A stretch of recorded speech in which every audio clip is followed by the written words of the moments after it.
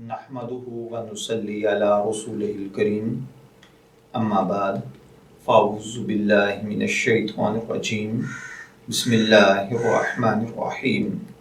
अस्सलामु अलैकुम dear viewers, आपके फेवरेट इंफॉर्मेटिव चैनल फतवा ऑनलाइन से मैं हूँ शब्बीर अहमद। हमारा आज का टॉपिक है कि क्या खड़ी फसल कटाई से पहले बेची जा सकती है या नहीं, और अगर बेच दी जाए तो क्या इस पर उशर वाजिब होगा या नहीं, और अगर होगा तो किस हिसाब से।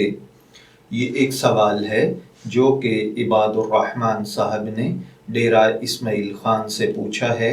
वो कहते हैं कि इनकी गन्ने की फसल अभी खड़ी है, यानी कटाई नहीं हुई, और मैंने उस फसल को 110 रुपये के हिसाब से बेच दिया है, जबकि ख़रीदने वाले ने 280 रुपये के हिसाब से उसको बेचा है।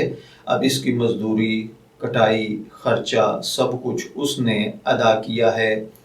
अब सवाल करने वाले भाई इबादुर रहमान साहब पूछते हैं कि उनके ऊपर उशर यानी जो ज़कात है वो किस हिसाब से होगी।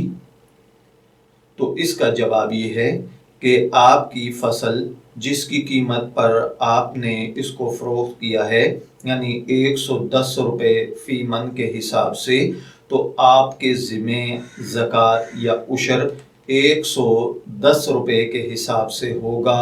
आपको यही अदा करना होगा।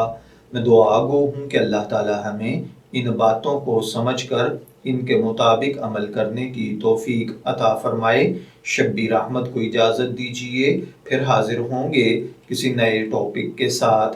तब तक के लिए अल्लाह हाफिज़।